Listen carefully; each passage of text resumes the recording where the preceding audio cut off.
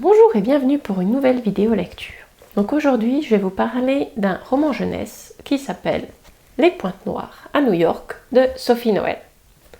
Donc c'est de nouveau un livre sur la danse. Donc on suit toujours Eve, notre jeune fille qui veut devenir danseuse étoile. Donc dans le premier tome, elle cherchait à entrer à l'Opéra de Paris. Dans le deuxième tome, elle était à l'Opéra de Paris. Et celui-ci commence quand elle part de l'opéra, parce qu'elle y voit qu'elle n'a pas sa place à cause de sa couleur. Donc ça parle de danse, mais ça parle aussi beaucoup de racisme et de comment trouver sa place quand on ne correspond pas aux critères de la société. Donc elle a bien grandi depuis le premier tome, parce que dans le premier tome, elle découvrait le racisme et le fait qu'il y avait des stéréotypes sur la danse qui ne correspondaient pas à ce qu'elle était et qui allait lui poser problème. Ici, elle est très consciente de ce que la société attend d'elle et que elle peut rien y faire, et elle est très en colère contre ça à juste titre, parce qu'elle s'est aperçue qu'en France, elle ne pourrait pas être danseuse étoile comme elle voulait à cause de sa couleur. Donc elle est très réaliste de je dirais pas ses limitations, parce que c'est pas la danse sa limitation, c'est la vision que la société a d'elle. Et elle essaye de trouver sa place quand même en tant que danseuse là au milieu. Elle découvre lors de son voyage à New York que là-bas, elle aurait peut-être sa place en tant que danseuse étoile noire. Donc là, c'est tout son parcours et son combat pour arriver à trouver sa place et arriver à son rêve.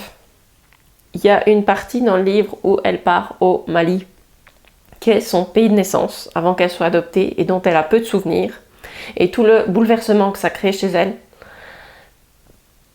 Tous les sentiments sont retranscrits à travers la danse. Donc ça, j'ai trouvé ça très, très sympa et intelligent, parce que pour elle, la danse, c'est toute sa vie. Que sa danse soit un reflet de son état d'esprit et de comment elle se sent. Point de vue danse, c'est très réaliste.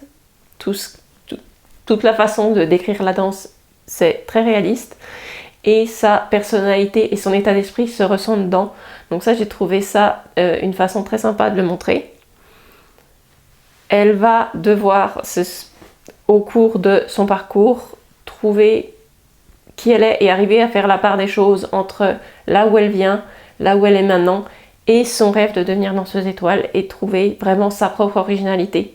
Donc ça, je trouve que c'est un livre qui est très bien pour les adolescentes qui aiment la danse. Ça montre un peu de diversité et ça parle d'être original et vrai à soi-même, et que finalement, ce qu'on est et son originalité est tout aussi important que le reste.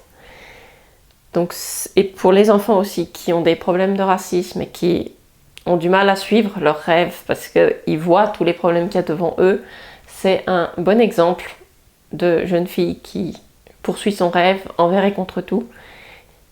Donc c'est, à mon avis, une bonne lecture pour adolescents. En tant qu'adulte, j'ai beaucoup aimé ce livre aussi. Donc vraiment, je vous le conseille.